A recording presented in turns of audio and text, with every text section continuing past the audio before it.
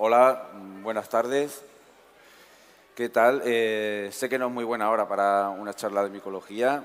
Debe haber pocas cosas mejores para echarse una siesta que un documental de leonas en el Serengeti. Y no es otra que una charla de setas, ¿vale? Espero que disfrutéis. Es una charla de iniciación. Llevamos ya 6 años de la edición de Micosfera y hemos pensado volver un poquito al inicio, porque hay mucha gente que se está aficionando a la micología y, bueno, pues, digamos, dar unos pasos atrás para retomar a la gente nueva que tenemos hoy, digamos, algunos nuevos seteros. Entonces, básicamente nos vamos a hacer algunas preguntas, ¿vale? Porque esto de la micología va de hacerse preguntas. Pues la primera sería, ¿qué es la micología? ¿Alguna idea? Me gustaría, si podemos, que sea un poquito una charla, porque al final es una charla de introducción. La micología es la ciencia que estudia los hongos, ¿vale? Para quien no sepa griego, viene del griego kandemor y fistro, que significan hongo, y tratado, estudio, ¿vale? Al final es eso, se trata del estudio de los hongos. El micólogo, que aquí me habéis llamado alguna vez micólogo, yo no me considero micólogo, digamos, es la persona que se dedica realmente al estudio de los hongos de una manera más profesional. Francisco Camello sí tiene bastante más nivel. Yo sería más micófago, ¿vale? Que es la persona que, digamos, que busca setas para comerlas, aunque también me interesan los nombres de las setas y conocer las especies. De hecho, me parezco más, solo que me han puesto la barba al revés, no sé por qué aquí, ¿sabéis? Y luego, otra palabra interesante sería el micófobo, ¿vale? La comarca de la Siberia es una comarca tradicionalmente micófoba.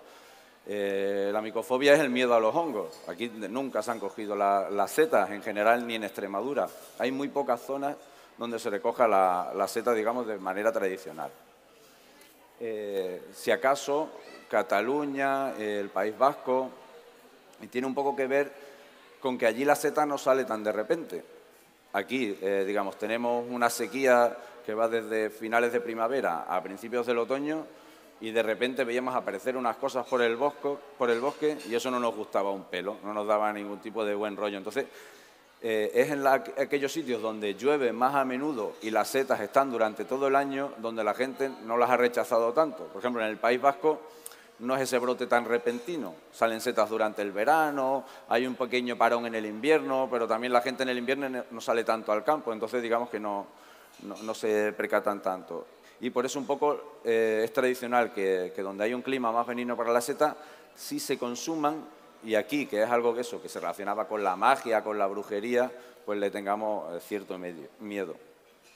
Aquí se empieza a consumir la seta en finales de los 70 y 80, por emigrados extremeños que vuelven de Madrid o de Cataluña o del País Vasco y ven que en nuestros bosques también sale el robellón y empiezan a cosecharlo y enseñan a la gente local y empieza un poquito, digamos, a recogerse la seta en nuestra comarca. Otra pregunta sería, ¿qué es una seta? ¿Alguien sabe lo que es una seta? A ver, Paquito. Dilo con tus palabras, como... No, bueno. ¿Alguien sabe lo que es una seta?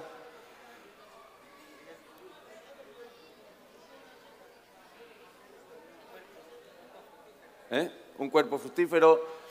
Al final es el órgano reproductor del hongo, ¿vale? Es el elemento aéreo, que es lo que podemos percibir, que puede estar o bien sobre un sustrato o sobre un árbol, digamos, pero es el elemento que surge y es el que podemos ver. Y su función no es otra que la de dispersar las esporas. Las esporas serían como las semillas de las setas. Otro nombre que recibe es el de esporóforo, porque sirve para eso. Esto es un peo de lobo y veis aquí la mancha de esporas que lanza. Y la parte oculta, digamos, sería el micelio. Estos son como unos filamentos que están por todo el territorio y en grandes cantidades, además. En casi cualquier porción de tierra, menos en los desiertos, encontraremos micelio. Aunque no veamos la seta, porque a lo mejor no se dan las condiciones para que fructifique el hongo. Pero, digamos, sí está bajo tierra, está creciendo, desarrollándose. Y entonces, queda otra pregunta más. ¿Qué sería el hongo? Bueno, pues el hongo sería todo el ser vivo, ¿vale? Es el ser vivo completo que tendría dos partes principales. La enterrada, que sería el micelio, y la seta, que sería, digamos, la parte visible. Aquí, lo que pasa es que esto son las comicetos, son unas setitas que los esporóforos o las setitas son muy pequeñas. Esto sería el micelio y por aquí ha fructificado la seta. Una manera muy interesante de separar a los hongos y comprender, digamos, cuál es su función en la naturaleza es separarlos por biología. Vamos a tener un primer grupo que son los saprófitos o descomponedores, ¿vale? Son setas que se van a dedicar a degradar la materia orgánica. Lo podríamos entender eso como los barrenderos del bosque, porque toda esa materia va cayendo al suelo y si no la degradasen ellos mismos, pues se iría acumulando, digamos, y al final acabaría desapareciendo el bosque. Otro grupo es el de los parásitos. Esto es un Cordyceps. Aquí tenemos una especie que parasita la Processionaria, que es el Cordyceps militaris, pero llega a haber una gran variedad de este tipo de hongos del género Cordyceps. Algunos son específicos de algunos insectos y solo los colonizan a ellos. Son, digamos, de los parásitos más agresivos, porque al final el paciente acaba muriendo. No todos los hongos parásitos matan, digamos, al hospedador, pero muchos sí. Y tienen mucha importancia económica en el mal sentido. No sé si tenéis olivos o tenéis algún tipo de huerto. Bueno, pues los hongos están continuamente atacando a las plantas y hay que curarlas, etcétera. Y nosotros incluso también sufrimos ataques de hongos. También tienen su función. Pensar que al final están eliminando los elementos más débiles. Por ejemplo, en un bosque atacan a los árboles más viejos y al final lo que hacen es mantenerlos sanos. Es un poquito como hacen los lobos, ¿no? Que también atacan al animal más débil. Pues este tipo de hongos, aunque si a veces tenemos unas vides o un olivar no lo entendamos, pero bueno, digamos, hacen también su función biológica. Y el tercer grupo, que quizás sea de los más interesantes, es el grupo de los hongos simbiontes. Son hongos que establecen relaciones con otros hongos, o sea, con otras plantas o con otros seres vivos, y relaciones de interés mutuo, donde ambos se ayudan. El caso más extremo es el de los líquenes. Lo que vemos aquí es un líquen, que es una asociación entre un alga y un hongo, ¿vale? Quizá tengáis todos en la mente esa imagen del pez con patas que sale del agua, ¿no? Que cuando se colonizó la Tierra en el Jurásico y tal.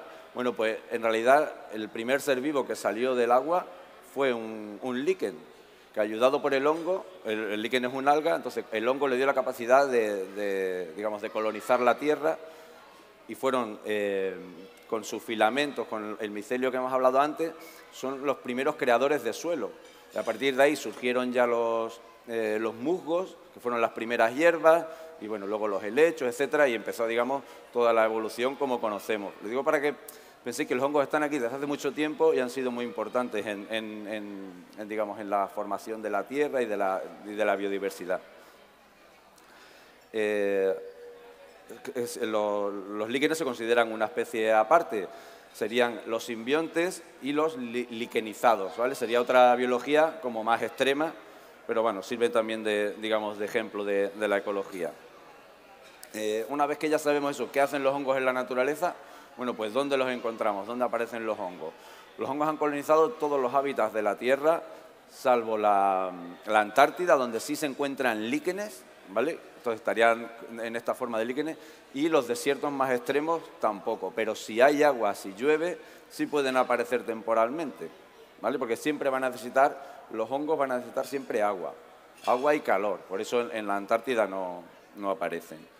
Vamos a hablar de los hábitats que tenemos nosotros aquí en la... Uy. ¿Por qué no me va esto?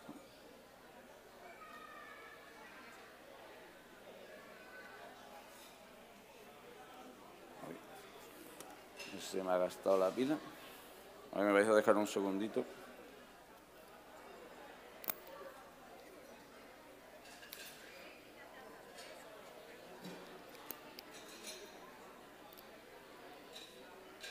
Vale, uno de los hábitats son las praderas y pastizales, que es un hábitat que en general el setero no visita mucho, pero hay muchas setas. Lo que pasa es que aquí tampoco tenemos grandes pastizales, están muy mezclados, muy abiertos, pero son hábitats que son muy productivos. Tenemos la senderuela, el perrechico más al norte, muchos agáricus. Vamos, y es un hábitat que aunque no se visita, es muy agradecido. Por ejemplo, una de las pocas setas que sí se cogía aquí tradicionalmente es la que se llama hongo, que en la zona digamos, del suroeste suroeste de aquí de la comarca, Risco, la zona de Siruela, se coge como, es el champiñón y lo llaman hongo, ¿vale? Se recoge tradicionalmente. También se coge el tontuño, que es una especie de boletus, que es el Ecinus lepidum, pero ese ya sale un poquito más en otro tipo de hábitats, en jaral. Pero el pastizal, digamos, era uno de los pocos hábitats que aquí se cogía antiguamente. Entiendo porque los pastores es el hábitat que más trabajaban y al final era una seta que aprendieron a conocer y a consumir. Nada, esto no me va. A ver. Ah, sí, ahora. Vale, las dehesas. Las dehesas es un mixto entre el pastizal, pero ya parece un árbol muy interesante micológicamente, que es la encina. La encina da de la seta de más calidad que tenemos nosotros, desde el Aereus, que lo tenemos en la exposición, a Geotropas, bueno, tiene un cortejo bastante interesante. Mucho más interesante, los seteros lo tenéis que conocer bien, tenemos todos los alcornocales de la comarca bien fichados, porque es el árbol, digamos, de mayor calidad micológica que tenemos en la zona. Es el que hay muchas especies que en el norte se dan en árboles específicos, tipo el abeto, el abedul, que aquí no se dan, pero su cortejo de seta sí es capaz, digamos, de reproducirla. Por ejemplo, el Tricoloma portentosum, la capuchina, que es una seta excelente de 3 tenedores, que en el norte se da en pino, aquí aparece asociada a los alcornoques y en el norte no se da en este tipo de árboles. Entonces es un árbol, digamos, que es capaz de tener un cortejo muy interesante. Y os animo a, si os gusta la seta, siempre que veáis alcornoques, que los reviséis. Es verdad que también es un hábitat temprano, que empieza cuando todavía hay cierta temperatura. Por ejemplo, el siguiente, bueno, los melojares es, digamos, un hábitat similar al alcornocal, pero con un poquito de más altura. Aquí tenemos muy poquitos melojares, son robledales, ¿vale?, de Quercus pyrenaica.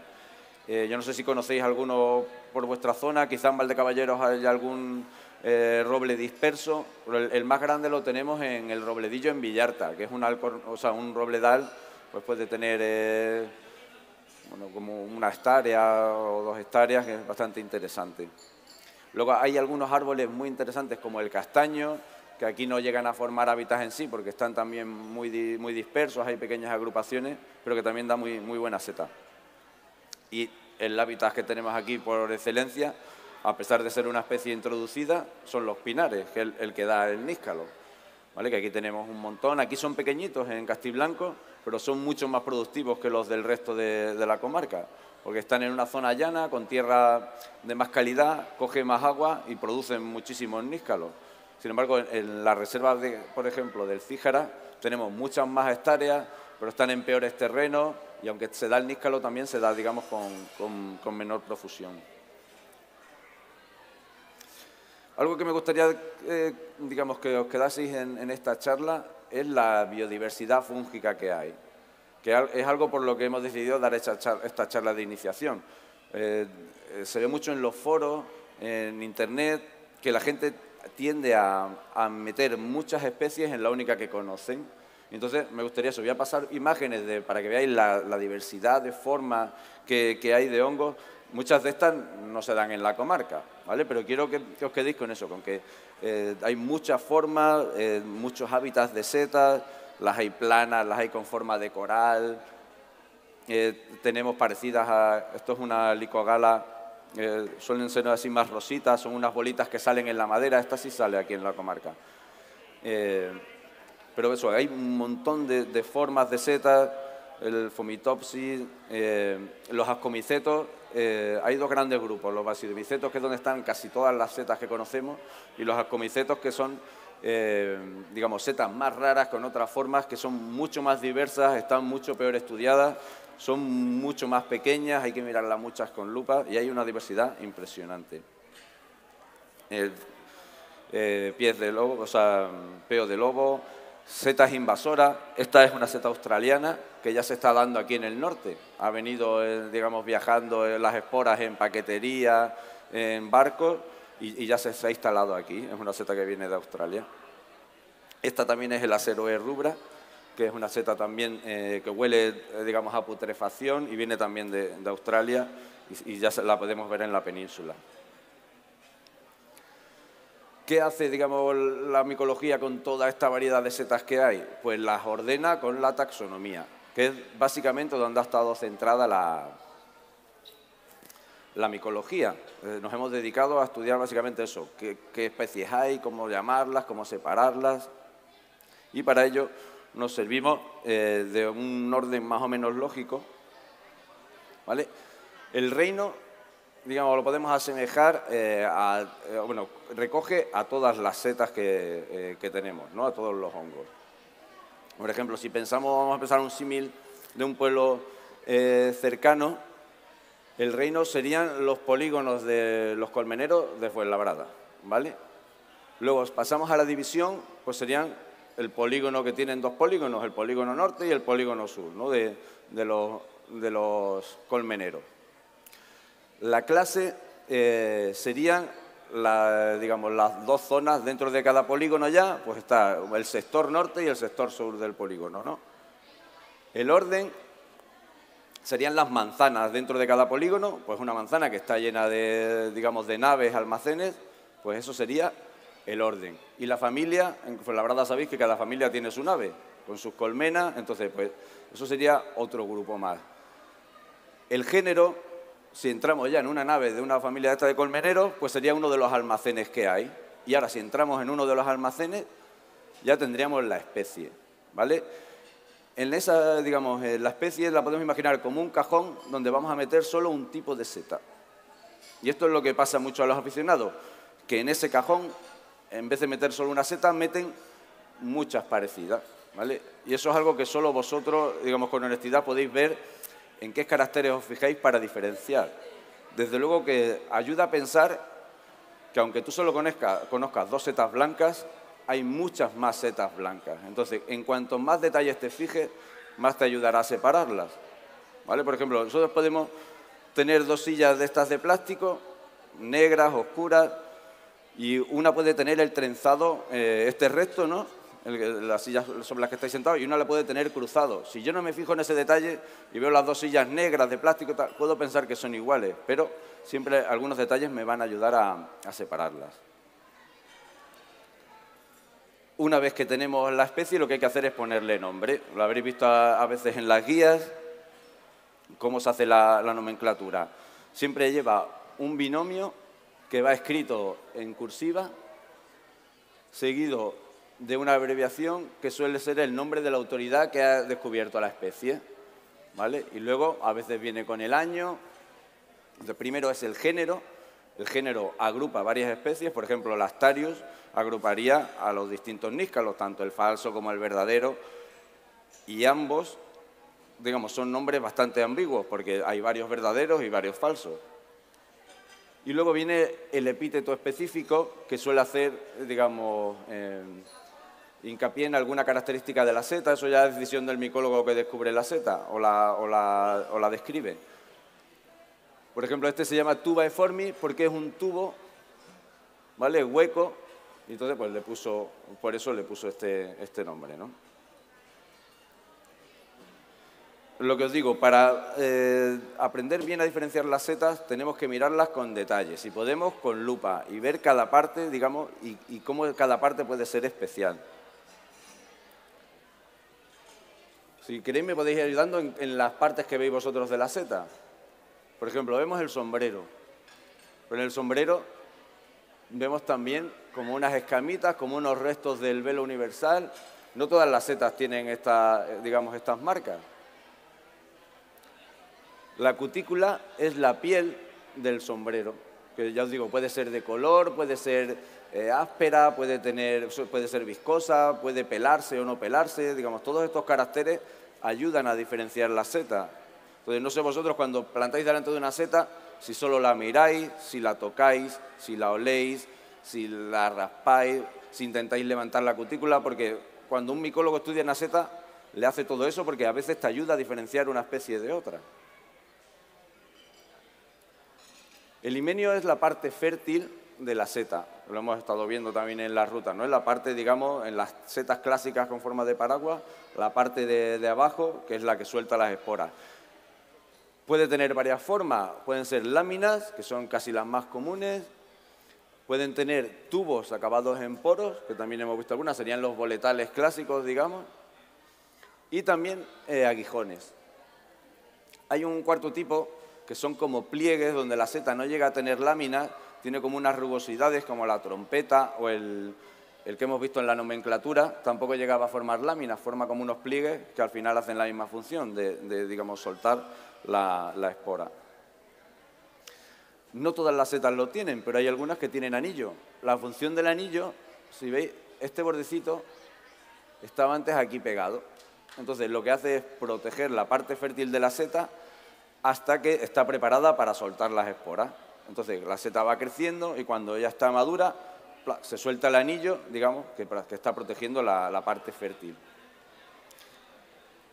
Más partes. El pie. En el pie también puede haber caracteres, puede haber dibujos, puede haber rugosidades. Podemos cortarlo y puede ser hueco, puede tener cavidades, puede tener algunos elementos. Hay un cortinarius, no, un hebeloma que tiene una lengüeta aquí, entonces al cortarlo se ve esa lengüetita y se identifica bien. Y luego, no todas las setas tampoco la tienen, pero las amanitas y las volvarielas nacen de un huevo, que estos son restos de ese huevo que se llama velo universal, digamos, están protegidas en una estructura que al crecer la seta se va rompiendo. Cómo rompe esta estructura nos va a dar pistas de qué especie es. Aquí, por ejemplo, la volva se disgrega tanto que se hace imperceptible cuando ya la seta es madura, pero estos restitos, estos puntitos son restos parecidos a este material que también compondrían el velo universal. Lo que habéis estado en la ruta, hemos aprendido a hacer belenes, ¿no? Sé que ahora se están identificando muchas setas por teléfono, ¿no? Enviando fotos al amigo que conoce setas. Bueno, pues es importante que os toméis vuestro tiempo, porque si al final cogéis una seta, le echáis una foto así rápida y la mandáis, aunque os den el nombre, que muchas veces cuesta con una foto de ese tipo, digamos, os va a costar memorizarlo. Si os tomáis el tiempo en montar un Belén, al final lo que estamos haciendo aquí es enseñar todos los caracteres de la seta. Entonces, estas setas no estaban así, desde luego, las ha buscado por el monte, ha cogido varios ejemplares. Muchas veces, cuando tienes pocas, por ejemplo, a lo mejor esta mitad y estas son la misma, ¿sabes? Y las has puesto para que parezcan más.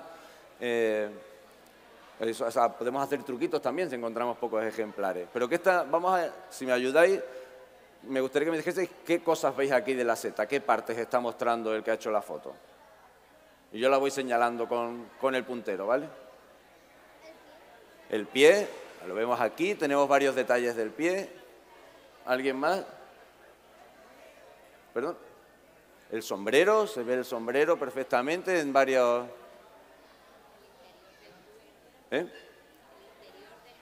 Los tubos se ven aquí, el himenio también, que es la parte fértil. También ha manchado aquí, veis que la ha tocado porque es una seta que cambia de color. Igual que cambia en el interior, también al exterior. ¿Veis que tiene mancha? ¿Vemos algo más? No tiene volva, lo que es una seta que tiene el tronco, digamos, el pie muy engrosado. Y aquí lo que pasa es que hay restos de micelio, de orgánicos. ¿Alguna cosa más, veis?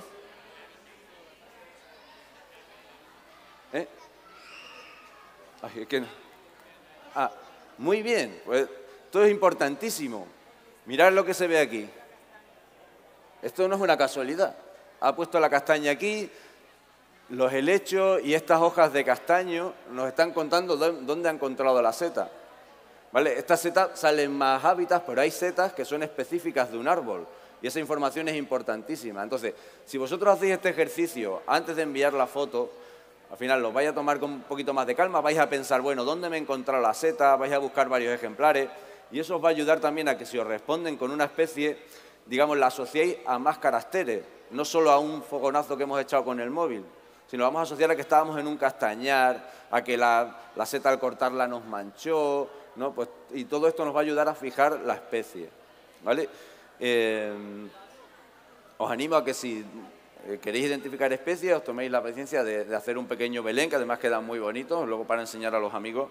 Pues, y si os responden, le podéis asociar ya la especie y tendréis mucha más información. No una foto, digamos, de aquella manera en el salón de tu casa con mala luz, sino tendrás toda esta información con el hábitat, con un montón de material, ¿no? Otra cosa importante cuando estamos empezando, ¿cómo usar una guía? ¿Alguien tiene guía aquí de setas? A ver, que levante la mano quien tiene guía. Vale, ¿y cómo usáis la guía? ¿Cómo hacéis?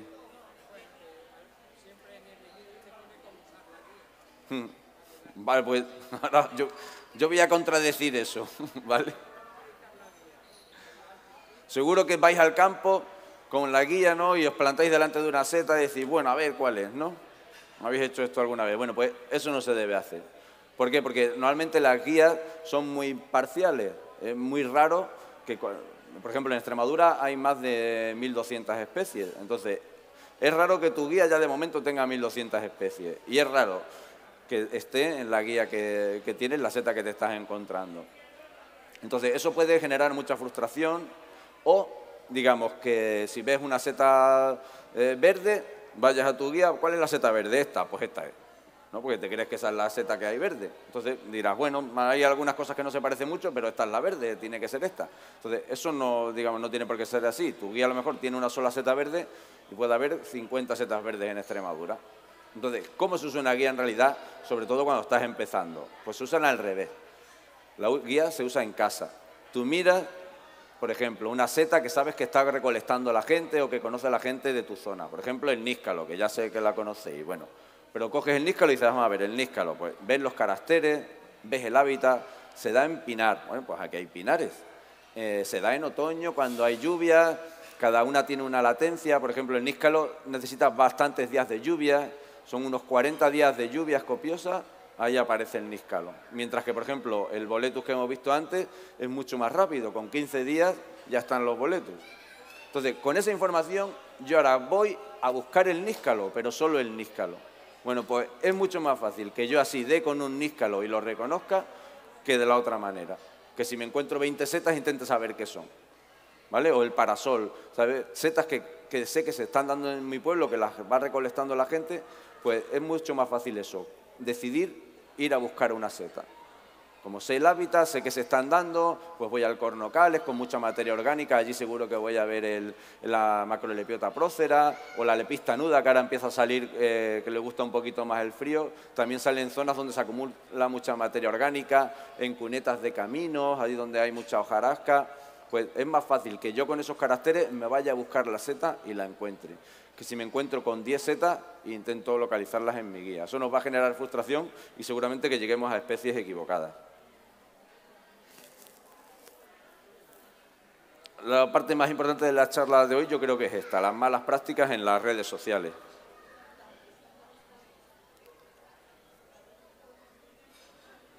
¿Vale?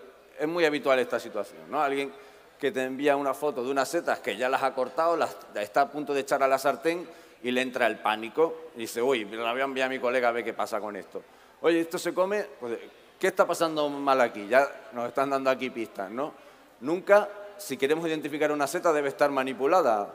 Hombre, manipulada sí para sacarle un color, si sabemos que, o un corte sagital, pero para dar información. No porque las tengo ya cortadas para echar a la sartén y ahora digo, a ver, ¿qué es esto? ¿No? Entonces, tiene que ser al revés. Primero saber qué es y luego decidir si me lo como o no.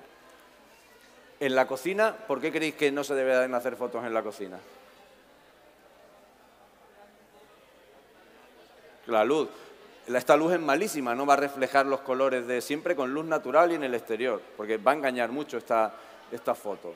¿Ves? Lo de la luz artificial, la que estaba aquí también. Pero aún así te cabreas y lo único que te preguntan otra vez es si se come. O sea, les da igual cómo se llama la seta, quieren comer. Bueno, pues yo aquí os pido que os arméis de paciencia y, digamos, y tengáis un poquito más de interés más allá, que no sé si es vuestro caso, pero a mí me pasa mucho eso, ¿no? Que parece que Les da igual qué seta es, se la quieren comer esa noche, que han quedado con gente y saber si es seguro, ¿no? Más casos. No sé si sabéis lo que es un primordio, pero esto os da una pista. Claro, son setas muy jóvenes que no tienen todos sus caracteres y no nos van a dar toda la información. Entonces, vamos a fallar también. Yo a lo mejor, esto es una manita Rubinstein, la puedo reconocer bien. Si yo te digo que esto es una manita Rubinstein, probablemente a ti no te sirva para repetir la identificación, porque es una seta muy pequeña, que no se parece a las setas mayores. Entonces, no interesan ni setas muy maduras, que lo vamos a ver ahora, ni setas muy jóvenes. Lo hemos hablado. Yo en esto soy muy talibán, en las rutas. Las setas pasadas es que no interesa ni saber qué son, ni siquiera si se comen o no. Es que no quiero saber qué son porque esto es un acto de adivinación, saber qué es esto. Y aunque lo sepa, es que será porque me la he encontrado tantas veces que la tengo tan memorizada que sé lo que es, pero no tiene ningún sentido porque no me va a dar pistas para reconocer una seta, digamos, en su buen estado, ¿no? Entonces, también hay que saber dónde invertir la energía. Este es un mundo muy amplio que requiere mucho tiempo, entonces, si invierto energía en saber qué es esto, la voy a mucho mejor en una seta que sea ejemplar de esa especie, que represente muy bien a la especie. Eso es lo que interesa, digamos, ver setas que estén sanotas y reconocerlas. Tampoco interesa porque esto es una guarrería. Quiero decir, es que esto, ¿quién se va a querer comer esto? Lo hemos dicho esta mañana en la ruta. Tenéis que pensar que estáis en la sección más cara del Corte Inglés y vais con vuestra cesta y que os van a cobrar las setas. Porque es que echar ahí setas como si fuesen gratis, que son guarrerías, o pensar que os la echa el frutero, a que no os gustaría que os echase un tomate pocho.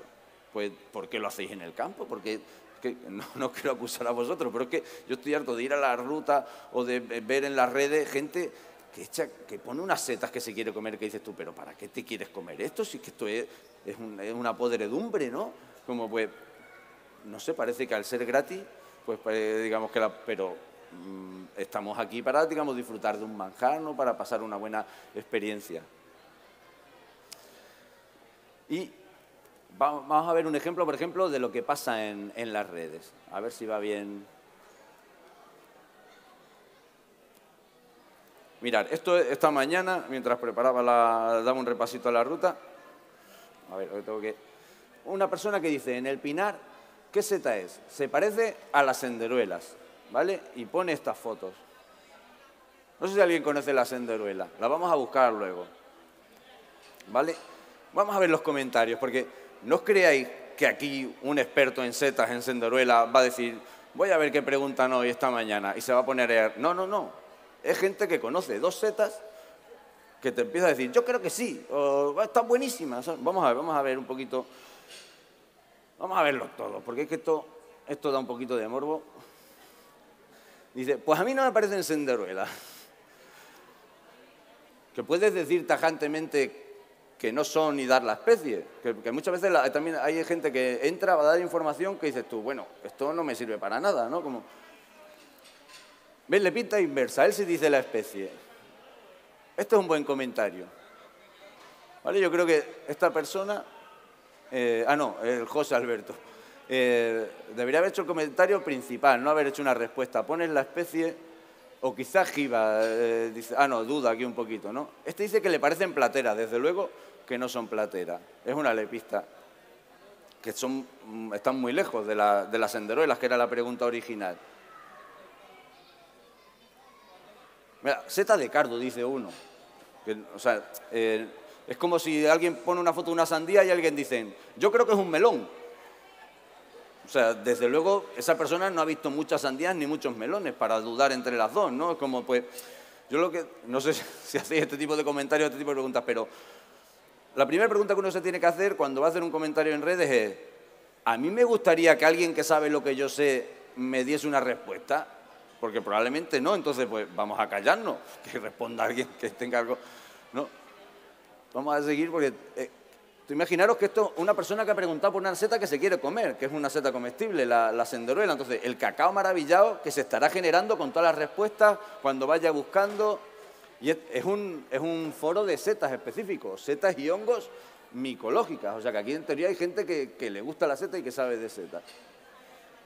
Aquí dice alguien, no se parecen en nada a las senderuelas. Correcto. No da idea de qué es, pero bueno. Senderuelas ni de coña. Senderuelas no son. Bueno, aquí parece que... Aquí ya se acercan un poco más a la especie. Senderuelas no son, menos cogidas en pinar. Aquí da una pista, porque las ha cogido en un pinar. Las senderuelas son setas de pradera, tiene que haber hierba. Este es el problema. Aquí no se muere gente por setas porque Dios no quiere. Yo lo decía. No es que tanto el que hace la pregunta, que no tiene ni idea, eso, está preguntando una foto de un tomate, oye, ¿esto es un melocotón? Pues no lo sé, hijo, googlea melocotón y tomate a ver si se te parecen. Sabes que a veces también es un tema de pereza brutal, ¿no? De no hacerte un poquito de esfuerzo en tu casa y hablando... porque el tomate ni el melocotón ninguno te lleva al otro barrio, pero imagínate que uno sí, y no tienes ni la pereza de buscar tú primero tomate y melocotón a ver cuál es el que mata, ¿sabes? Bueno, y de pérdida de tiempo también, porque ¿cuántos comentarios había? Hay 28 comentarios y seguramente el que lo ha colgado no sepa ni qué seta tiene, ni cuál es, ni cómo son las senderuelas, ni nada. Y aquí estamos todos perdiendo el tiempo. Entonces, un poquito eso de, ¿podría ser Clitocibe geotropa? Bueno, pues no es Clitocibe geotropa.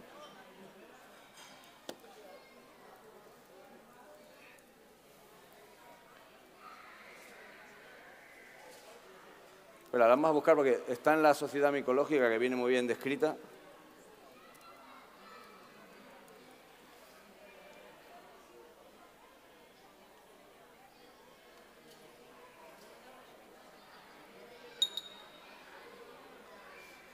¿Veis esta seta? ¿Creéis que se parece a esto lo más mínimo? Miradla, cómo tiene las... Uy. Mirad las láminas aquí, son decurrentes.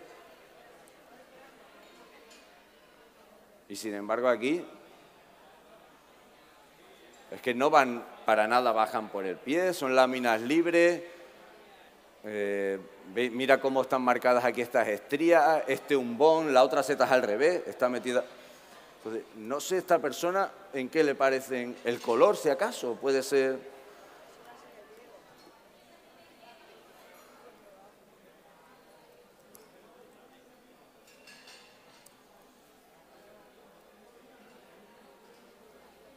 Es esta seta, lo que pasa...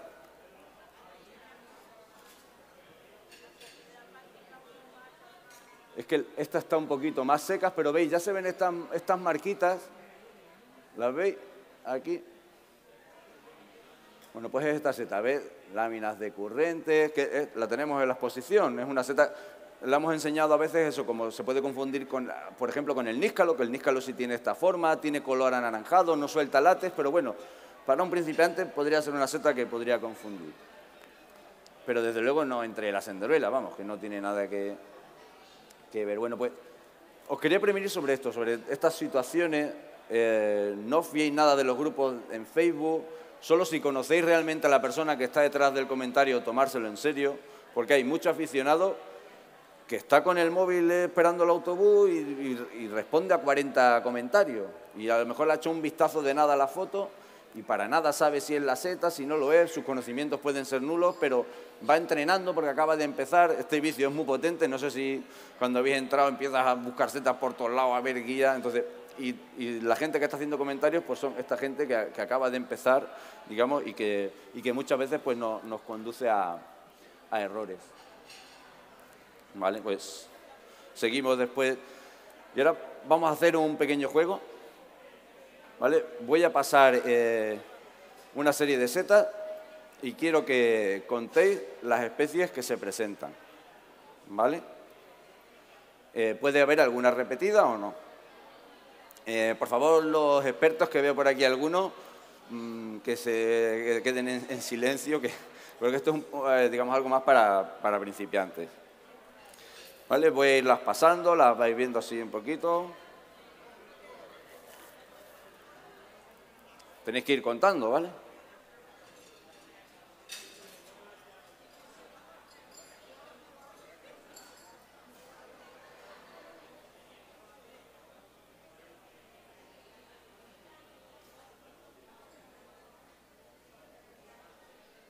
Bueno, ¿cuántas especies creéis que hemos visto? ¿7, 8?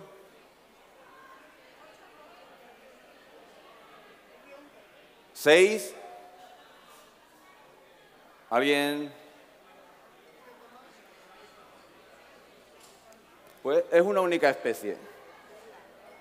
Rhodocolibia butyracea, que la tenemos, la seta mantequilla, es una seta que tiene... Pero es muy higrófana, dependiendo del agua que tenga, cambia muchísimo de aspecto, de color, también a veces del hábitat influye, la sequedad, pero es siempre la misma especie. Vamos a repetir, a ver si este nos sale mejor, ¿vale? Vamos a ver otra serie de especies.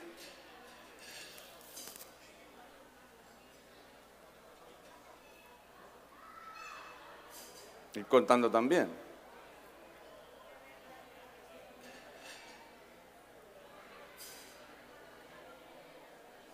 ¿Y ahora cuántas especies hemos visto? ¿Eh? 2, 1, 2, 8 especies. Algunas de ellas mortales, como el Clitocibes ribulosa. Lactarius velerius, que no tiene interés comestible. ¿Veis que aquí hay látex? Rúsula délica, que la hemos visto mucho, está en la exposición. Leucopacillus paradoxus, esta no se da por esta zona. Clitocibes geotropa, esta es un buen comestible. Aquí tenemos la variedad máxima. Una seta tóxica mortal potencial. Clitopulus prunulus, que es la seta chivata, donde se ve esta seta normalmente sale en el boletus. Es un buen comestible, pero peligrosa porque se confunde con facilidad con setas tóxicas. La Clitocibes nebularis, la pardilla, que es una seta que se consume mucho en el norte, porque aquí no se da. Y la Panaeola, que es la seta de brezo. Excelente comestible también. De estos solo he puesto una, pero hay un montón de Clitocibes blancos tóxicos. Entonces, cuando os decía lo del cajón de la especie, esto es lo que pasa. Mucha gente mete todas estas especies. Esta a lo mejor chiva un poco más porque suelta látex. Imaginaros además que cuando veis esta seta no veis esta. No las tenéis las dos al lado para comparar. Entonces, lo que pasa es que mucha gente cuando empieza, seta blanca, veis que todas son las láminas decurrentes, ¿lo veis? Entonces, seta blanca tal, con las láminas decurrentes, no sé qué. Es que os puede parecer la misma. Entonces, en vuestro cajón de especies estáis metiendo 8, 9, 10, 15, 20, dependiendo de los detalles en los que os fijéis. Entonces, la micología, sobre todo al principio, es un tema de honestidad, de saber dónde estás y, sobre todo, lo más importante no es lo que sabes, sino ser consciente de lo que no sabes. Si yo solo sé que este es el Lactarius velerius y no sé que hay 10, 20 setas blancas parecidas, pues probablemente no me preocupe y cada vez que la vea digo, esta es, la cojo. Pero es que probablemente no sea. Y más eso, cuando no las tenemos las dos para compararlas, no, que están más oscuras, están más claras. Entonces, mucho cuidado con eso, cuando nos iniciamos, con saber lo que estamos recolectando. Vamos a ver ya, digamos, vamos a meternos en materia con el equipo para salir a setas, que ya sé que muchos lo tenéis. Es un equipo sencillo. Lo más importante en realidad es el móvil, porque al final, digamos, el seteo se hace por ahí por el monte, podemos tener una caída, nos podemos perder. Y bueno, siempre viene bien, sobre todo ahora que los hay, tener un móvil para hacer una llamada. Y también nos puede servir de guía, ¿no? Podemos consultar una página web para ver, digamos, una seta. Y luego el equipo clásico. La cesta, sabéis ya todos por qué llevamos cestas, ¿no?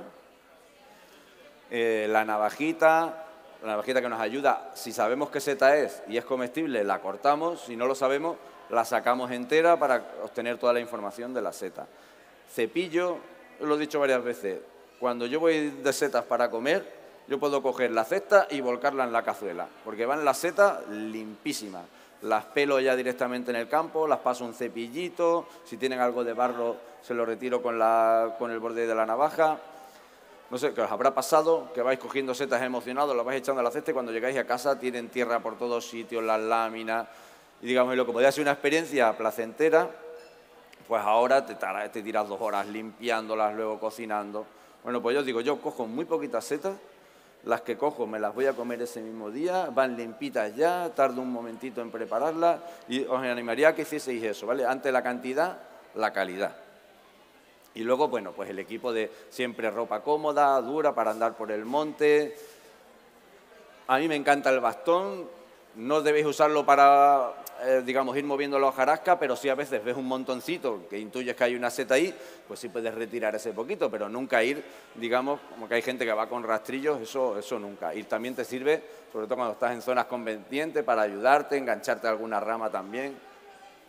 Y luego hay un equipo especial para aquel que tenga un poquito más de interés, digamos, para conocer las setas un poquito más en detalle, que podría ser la lupa, para ver algunos detalles de las setas, un cuaderno, porque muchas veces anotar, te encuentras una seta que luego se te olvida, pues la he visto en Alcornocal, huele harinosa, tal, y vas anotando un poquito lo que se te ocurre de la seta y luego cuando llegues a casa con la guía, pues te va a ayudar.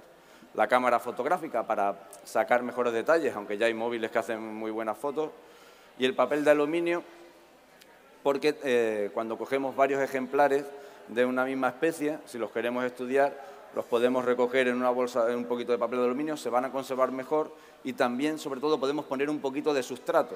O sea, si la hemos encontrado en unas jaras, pues cogemos unas hojitas de jara de las que tiene alrededor la seta y las echamos. Y cuando llegamos a casa y abrimos, a lo mejor se nos ha olvidado esa información, pero vemos las hojas de jara y decimos, ah, pues mira, estaba en jara, ¿no? Y nos ayuda a identificar. Unos consejitos para una recolección, digamos, sostenible y que cuidemos el monte. Lo he dicho, solo es recomendable recolectar lo que vamos a consumir. Yo sé que hay setas muy buenas, que merece la pena conservarlas, pero pierden algo muy importante, que es la experiencia. O sea, no hay nada que mejore salir un día de campo a setas, coger unas cuantas setas y comértelas ese mismo mediodía. Por mucho que sea bueno el boletus y lo congeles, no va a ser la misma experiencia en agosto que te saques tus boletos y los prepares en la sartén. Es que no tiene nada que ver. O sea, para mí la experiencia de comer seta es esta otra cosa. Es salir al campo, coger la seta y comértela. Porque lo otro, digamos, pierde mucha magia. Y también, digamos, le quitamos muchas oportunidades al compañero setero. O sea, esto de coger setas y acumularlas y congelarlas y conservarlas, además de que pierden calidad, bueno, nos entra en una competencia, en un frenesí, que por eso muchas veces llevamos la cesta llena de mierda, porque es una seta, la cogemos, tengo que ir a por otra, que me la van a quitar, que veo que uno que va por allí, ¿no? Y nos ponemos a correr y, digamos, perdemos esa experiencia que, yo nunca corro, porque si va alguien delante mía, pues sé que va a ir cogiendo boletus, las cesáreas, se va a llevar, digamos, las setas estrellas, pero yo puedo ir cogiendo otras comestibles más tranquilo y para mí la experiencia del seteo es eso, es esa relajación, es andar por el monte. Y os aconsejo que lo probéis. Recomiendo dejar siempre alguna seta en el setal. O sea, no arramplemos con todo, porque se van a reproducir. También ayuda a que otro compañero también, digamos, las recoja. Y esto siempre es una regla que depende. Por ejemplo, si hay muy poquitas setas, no has visto nada, llevas andando 2 horas y te encuentras 4 boletus, pues yo entiendo que llevéis los 4, ¿vale? También es una norma, digamos, para usar con inteligencia. Ahora, si llevas ya media cesta y te encuentras 6 boletus, bueno, pues coge 2 o 3 y deja los otros, ¿sabes? Como coge los más sanitos. Siempre setas desarrolladas, enteras y sanas, ¿vale? No cojamos setas que estén podridas, que estén en mal estado, hemos insistido mucho a lo largo de la charla. Y vamos a desechar siempre los trozos, ¿eh? Si las setas se han golpeado en la cesta y se han roto, eso los vamos a tirar. No va a pasar nada en una tarde, pero en una vida de 30 años de seteo, imaginaros que has ido con alguien, te ha puesto una seta y luego la ha quitado porque has dado cuenta que es venenosa, entonces en 30 años de seteo te puede salvar de una confusión. Mientras que a lo mejor en una tarde, bueno, ¿qué vas a tirar? Un cacho, no te va a hacer nada. Pero ya os digo que en repetir esta historia de salir a setas, el hecho de consumir trozos sueltos, que a lo mejor no sabes bien de dónde han salido, pues no conviene. Respetar el resto de setas. He visto a compañeros seteros que cogen los níscalos y van pisando las otras, como yo qué sé, no sé por qué, cuál es el sentido. Porque son malas, se creen que van a competir, al revés. Muchas setas son, lo hemos dicho antes, son simbiontes, están en relación con las plantas, entonces cuanto más relaciones tenga, por ejemplo, ese pino con setas, más sano va a estar el pino y más le va a poder aportar también a los níscalos, ¿vale? Al final es, digamos, una simbiosis, como pensar en la sociedad. Cuanto más rica sea nuestra sociedad, cuanto más locales haya abiertos en el pueblo, mejor. No quiere decir que porque haya un local más a nosotros nos va a ir peor, al contrario, hay más movimiento económico, pues con las setas pasa lo mismo. Cuanto más setas haya, más rico va a ser el ecosistema. Identificación segura. Siempre identificamos en el campo antes de echarla a la cesta y en casa otra vez. Antes de echarlas a la cazuela, volvemos a identificar uno a uno. Nada eso de enseñar una foto de la cesta entera. Oye, ¿estas son buenas? Imposible. Yo qué sé lo que hay ahí debajo, o si alguna... Entonces, una a una siempre. Si no las conocéis vosotros, pues a un amigo experto. He repetido lo de desechar los trozos. Evitar zonas contaminadas. Las setas acumulan metales pesados, acumulan toxinas y una seta que puede ser perfectamente comestible puede, digamos, perder calidad. Y, por supuesto, no existen reglas ni trucos. Habréis oído esto del tema de la cuchara de plata, no, algunos trucos no, las que salen en madera son buenas. No hay ninguna regla que nos diga que una seta es comestible, salvo que sepamos qué especie es y que esa especie sea comestible. Y por último, creo, cerramos con unos trucos para la cocina. Eso, siempre llevamos las setas ya limpias, consumimos ejemplares en buen estado, desechamos los trozos, limpiamos las setas con un trapo o un cepillo. Es importante no meter agua en la seta, porque si les metemos agua, la seta es 90% agua y con más agua pues pierde sabor. Es evidente que si la seta está muy sucia no queda otra que lavarla un poquito, pero siempre que podamos la limpiamos en seco, con un trapo que podemos humedecer, un cepillito. La primera vez que probamos una seta, lo ideal sería cocinarla, porque hay muchas toxinas que se van al cocinar y al final las setas son indigestas en general y hay un 30% de la seta que no vamos a digerir. Nos puede generar intolerancia, mala digestión. Entonces, la primera vez la probamos, hacemos la seta y la probamos para ver si la toleramos bien o no. Entonces, si la toleramos bien, bueno, pues ya la podemos consumir al día siguiente o la próxima vez que la recolectemos. Poca cantidad en cada ingesta. En general, eso son pesadas de digerir. A partir de 8 años. A los niños se recomienda iniciarlos a partir de 8 años. Hay setas que están muy probadas, que no han dado intolerancias, como por ejemplo el níscalo. Y bueno, podemos empezar antes, pero no es recomendable. Y luego, solo una vez a la semana y 2 veces al mes. No es, digamos, un alimento para abusar de él. Ya os digo, por eso... ir a por las setas, digamos, que estén en mejor estado, las más ricas. Y esto sí es importante. Y cierro. Las setas comestibles. Bueno, pues el mayor número de intoxicaciones se dan precisamente con setas perfectamente comestibles.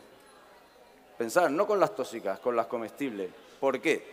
Bueno, lo hemos visto antes, pueden coger toxicidad del entorno. Por ejemplo, los agaricus, los champiñones, absorben los metales pesados. Si recolectamos setas cerca de una carretera o en algún sitio que haya cierta polución, esa polución va a acabar en el suelo y el plomo va a acabar en la seta y no lo vamos a comer. Entonces, por eso también esa regla de comer pocas setas. Las setas nos van a dar una digestión pesada, lo hemos comentado varias veces. Muchas veces nos sentimos mal, queremos que la seta es tóxica y no, es que es un alimento, digamos, duro de digerir. Intolerancias, igual que el marisco se introduce poco a poco en los pequeños, ¿no? Y produce muchas intolerancias, las setas lo mismo. La manipulación, esta idea de llevarlas en cestas y no en bolsa, no es porque sea más bucólico o más bonito, sino porque en una cesta, digo, en una bolsa, la seta sigue respirando, va a sudar, se va a espachurrar y puede producir toxinas que nos sienten mal. Entonces, una seta que es perfectamente comestible, después de andar 3-4 horas con el monte, con sol, pues va a llegar destrozada a casa y nos puede sentar mal. Microorganismos patógenos, como en todo, ¿no? Puedo tener una carne en mal estado, pues una seta igual. Puede tener microorganismos que luego me afecten. Gusanos, que está este mito de más proteína. Bueno, seguro que si estáis comiendo una castaña y os encontréis un gusano, hacéis así, ¡bueno, un gusano! Y sin embargo en la seta parece que es una fiesta. ¡Gusanos, venga, proteína! Pues yo no lo entiendo, ¿no? O sea, al final es que es algo... Y pensar que los gusanos no se van al excusado a hacer la caquita y luego vuelven a la seta. ¿Sabes? Que el gusano come, caga, imaginaros las bacterias que tiene eso. Entonces, proteína y otras cosas. Vosotros veréis lo que hacéis. Intoxicación psicológica. Esta es la más común. Esta me pasó a mí una vez cuando estaba empezando. Cogí una macrolepiota que era un clorofilum. ¿Sabéis que dicen que las macrolepiotas, una vez que tengan más de 10 centímetros, que puede ser esta dimensión, son comestibles. Bueno, pues no, ya hay un género que está en expansión, que es el Chlorophyllum, antes eran macrolepiotas, ahora se han separado, y tú la ves y te cortas un brazo diciendo que es una macrolepiota. Hay unos pequeños detalles, por ejemplo, la prócera se separa muy bien porque ninguna tiene el pie atigrado, pero hay otras macrolepiotas que ya son un poquito más finas que te puedes confundir con estas y son tóxicas, y eso me pasó a mí. Me confundí, yo no sé, porque la veía rara, no llego a saber porque fue al principio y no identifiqué bien la especie. Claro, yo me pasó toda la noche con dolores ahí porque me la había comido, pero estaban paranoiados. Digo, era un parasol, no lo era. Yo creo que me encuentro mal. Bueno, además mi madre me había avisado, no te la comas si no es buena. Y yo le dije que sí, mamá, que la conozco. Bueno, luego por no molestar a nadie, mis padres, y decir, oye, que yo me encuentro mal, vámonos para el hospital. Pues digo, yo me muero aquí, no digo a nadie nada, digo, prefiero morirme. Y yo creo que fue todo psicológico y seguramente que os ha pasado. Si estáis ahí con las setas, oye, esto se come, no estás seguro, pues lo más seguro es que te sientes mal, aunque sea una seta buena. Y las más peligrosas, que son las confusiones. Como hemos visto antes, que dice, oye, esto es senderuela. Vale, da la casualidad que la lepista inversa creo que no es tóxica, que no tiene interés, pero bueno, puedes confundirte con una que sea realmente tóxica. ¿Vale? Bueno, y siento que haya sido un poquito, digamos así, todo de advertencia, pero me gustaría eso, que os vayáis con la idea de que es un mundo complejo, de que hay que ir poco a poco y merece más la pena ir dando pasos, digamos, firmes que correr mucho en un momento. Es un mundo también maravilloso y os animo a eso que os quedéis con eso de la experiencia micológica, de dar un paseo, coger 4 setas, que pueden ser 4, pero estupendas, las mejores que habéis visto, y os las lleváis a casa y disfrutáis de una comida maravillosa. Y espero que lo que hayáis hecho hoy con los níscalos, habéis cogido algunos, que están riquísimos. Y bueno, que hayáis disfrutado también de la charla y hayáis aprendido algo.